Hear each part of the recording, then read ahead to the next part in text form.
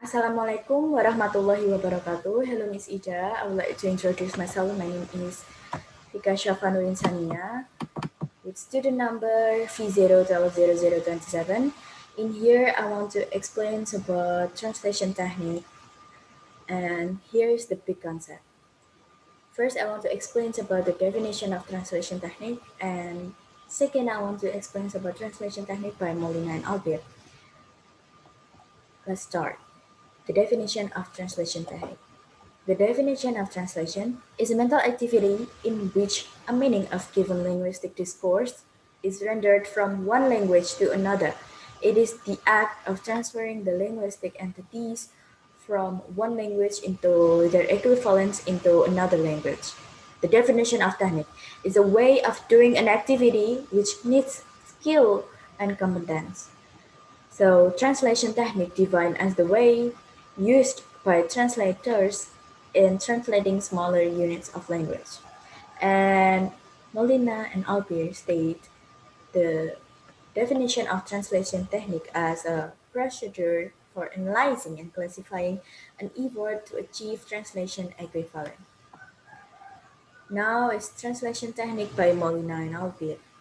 Molina and Albir state that there is 18 technique of translation. Number one is adaptation. Molina and Albir define adaptation as a technique that replaces elements of the search language culture with the culture of the target language. For the example, well, have a good day, and it's translated into nah, semoga harimu menyenangkan. The word well is in search language is used to introduce something that you are going to say or start conversation, and it's also often to show doubt or slight of disagreement. And the word well changed into nah is based on the target culture because in Indonesia, the word nah is also used to start a conversation or to introduce something that you are going to say. So that's why the word well is translated into nah. Number two is amplification. Amplification is a technique that adds detailed information that is not contained in the search language. For example, look at them, he said. Now, is it sight or is it scan that brings them like that? It's translated into coba kau amati burung-burung itu katanya. Nah, coba tebak indera penglihatan ataukah indera penciuman yang membuat mereka begitu? The word look at them in Indonesia has same meaning as lihat mereka, but the translator choose to translate this as a coba kau amati burung-burung itu. The word them is referred to the bird on the text before. This is to add more detailed information and detailed expression to make target text is easy to understand by the target audience. Number three is borrowing. Borrowing is a technique of taking a word or expressions from the search language. This borrowing can be pure without any change, or you can say pure borrowing or naturalized borrowing that is adjusted to the phonetic system and morphology of the target language. For the example, pure borrowing. You have never had hamburger before? Asked Christina, her eyes wide. Kau tak pernah makan hamburger sebelumnya? Tanya Christina dengan mata melebar. The word hamburger is a round flat shape made of beef which is eaten with a bread roll. Translators choose to not translate this into roti isi daging. The translators borrow them from target language because hamburger is more familiar and is more popular, so it makes the target readers easy to understand the meaning of the word instead of using roti isi daging. And naturalized borrowing. Time estimate, Eric asked for. Estimasi waktu, Eric bertanya pada Ford. The word estimate have meaning guessing the cost, size, value of something.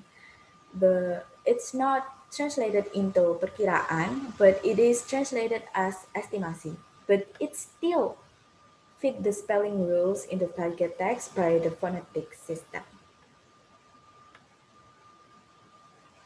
Number four is called. This technique is used by translators to translate foreign words or phrases, and it can be structural or lexical.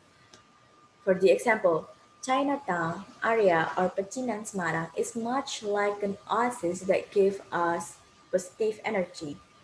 And it's translated into kawasan Chinatown atau pecinan Semarang tak ubahnya sebuah oase yang dapat memberikan energi positif. From the example, there's the word positive energy and it's translated into energy positive. It is shows that the word follows the target language structure, but its lexical element from such language are still preserved. Number 5 is compensation. Compensation is the technique that to introduce a such text element of information or stylistic effect in another place in the target text because it cannot be reflected in the same place as in the search text. For example, if there's a place you've got to go, I'm the one you need to know. If there's a place you've got to get, I can get you there, I bet. And it's translated into jika kau mencari tempat, akulah orang yang tepat. Jika kau mencari lokasi, akulah orang yang kau cari. In this example, the target text does not have the same equivalent as the search text, but they still have the same meaning. In addition, the compensation technique in the example above prioritize the rhyme for both search and target text. Number 6 is description. This technique is used to replace such language terms or expressions with a description of their form and function in target language. For example, I'll have a gimlet, Robert Wilson told him. Aku mau gimlet, minuman terbuat dari gin, vodka, air jeruk, atau air soda, kata Robert Wilson padanya. Translators use description technique on the word gimlet because gimlet is something that is not commonly found in the target language culture. So the translators need to add detailed information to make the target audience easily to understand what is the word means. Number 7 is discursive creation. This technique is used by translators to produce temporary equivalent that is completely unexpected and out of context. For the example, it's not like they are stripping naked, and it's translated into Mira hanya menciumnya. Discursive creation of this example is not like they are stripping naked. It's not translated according to its original meaning, but translated as a Mira hanya menciumnya. It is created by the translators, a parable created by the translator to have a function context of the target language. Next is established equivalent. It's a technique to use terms or expressions that are familiar or recognized in the target language dictionary as equivalents in the search language. For example, I suggest you rely on transfer friends to protect you from now on, he says. Kusarankan mulai sekarang kau mengandalkan teman-teman pindahanmu untuk melindungimu, ujarnya. On the example, the word rely on is to need particular thing or the help and support of someone. It is equivalent with Indonesian word mengandalkan. Next is generalization.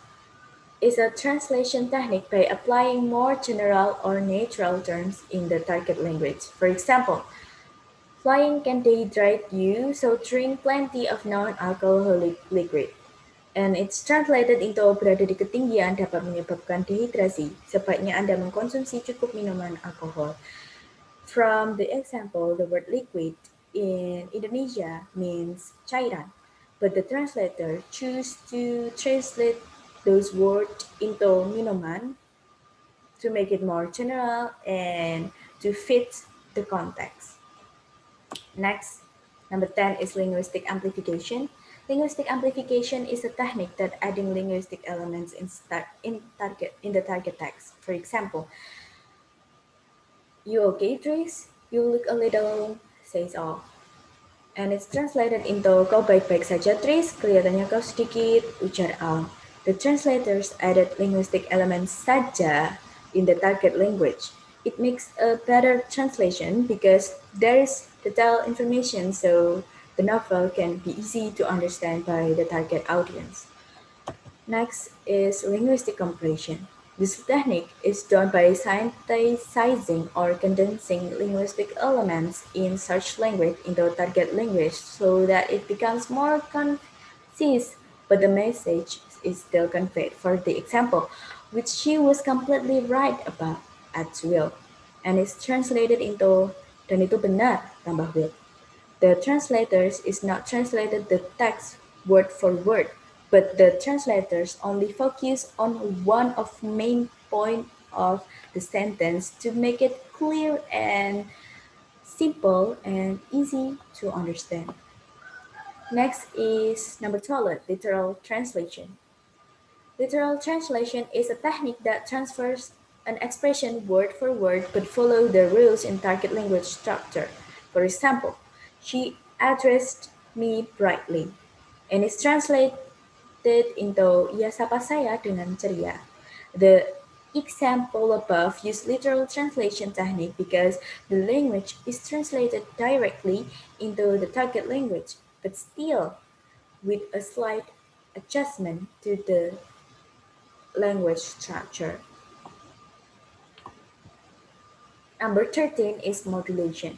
Modulation is a translation technique by changing the point of view to focus on cognitive categories in relation to the target language.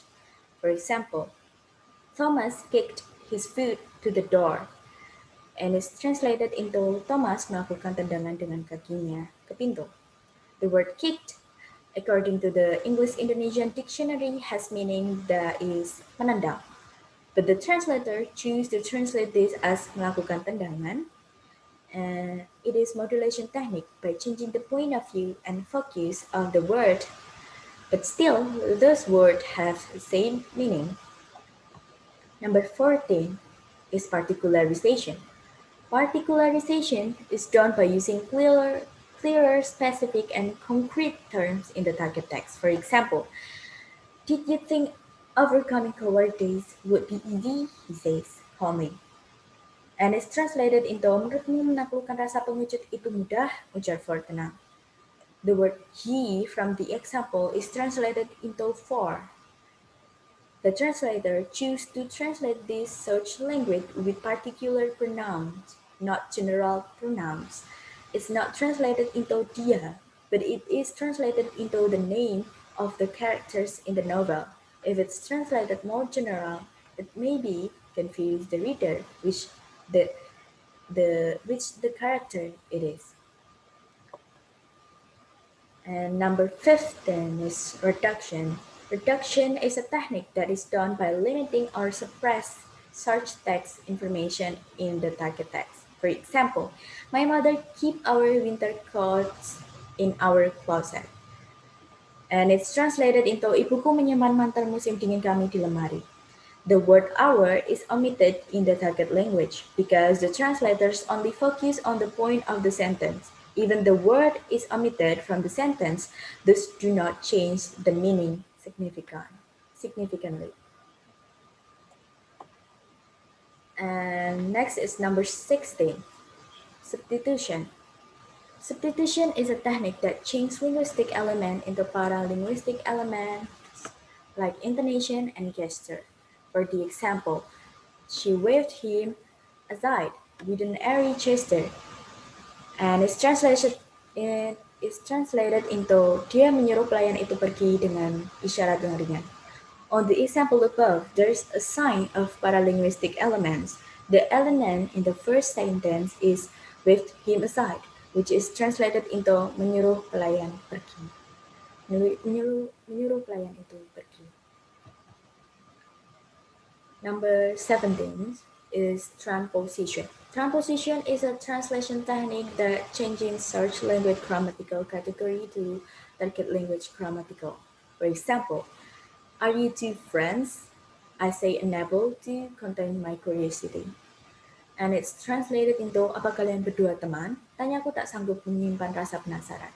The word friends is plural, but it's translated into teman. That is singular.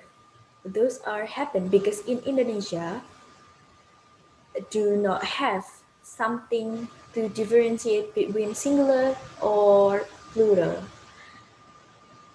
form as in English. And in Indonesia, some of the words uses repetition to indicate those words are plural. And the last is variation. Variation is technique that change the linguistic or paralinguistic elements that affect aspect of linguistic variation. For example, you know what and is translated into tahu nggak sih lo? The word of you know what on the example is translated into tahu nggak sih lu, the target language using dialect, but it's actually still have a same meaning. And that's the last.